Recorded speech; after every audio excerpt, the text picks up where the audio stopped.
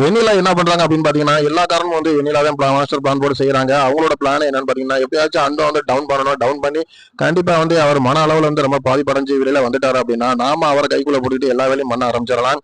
இன்னும் சொல்ல போனா நம்மளாலதான் கம்பெனி வந்து நல்லா growth ஆகுது அப்படின்ற மாதிரி நம்ம அடுத்து ஒரு பிளான் பண்ணலாம் அப்படின்ற மாதிரி நினைக்கிறாங்க.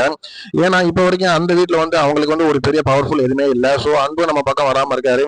இது எல்லாத்தையுமே வந்து நம்ம ஏதாச்சும் ஒன்று பண்ணணும் அப்படின்னு நினைக்கிறாங்க. இன்னும் சொல்ல போனோம்னா சில விஷயங்களை வந்து மாஸ்டர் பிளான் பண்ணி எல்லாத்துக்கும் வெண்ணிலா தான் காரணம் அப்படின்னு ஒரு குண்டத்துக்கு போட்டோம்னா முழுக்க முழுக்க அன்பு வந்து கண்டிப்பா வெண்ணிலா மேல வெறுப்பு வந்துடும். அதுக்கப்புறம் நான் வந்து நம்ம ஜாயின் பண்றதுக்கு ஒரு பெரிய பிளஸ் இருக்கும் அப்படின்னு நினைக்கிறாங்க.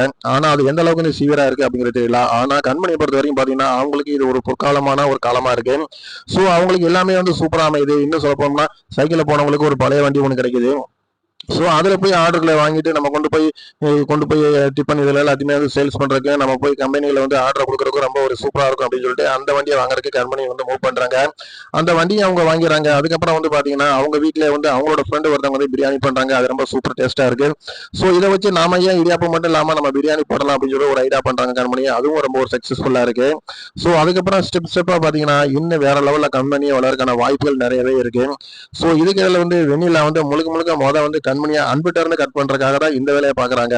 இந்த வேலை ஒர்க் அவுட் ஆயிடுச்சுன்னா நாம அந்த கம்பெனி வந்து டீன் ஆகி நம்ம வேணுங்கிறத வந்து நம்ம கைக்குள்ள வச்சுக்கலாம் எல்லாத்தையும் அப்படின்னு நினைக்கிறாங்க. சோ இது எந்த அளவுக்கு வந்து அவங்களுக்கு கை கொடுக்குது அப்படிங்கிறது தெரியல. ஆனா அன்பு முழுக்க முழுக்க கண்மணியை விட்டு விலகி வரன்ற ஒரு எண்ணம் வந்து மெயினா வந்து வெண்ணிலாவுக்கு தான் அதிகமா அந்த வீட்டுல வந்து இருக்கு.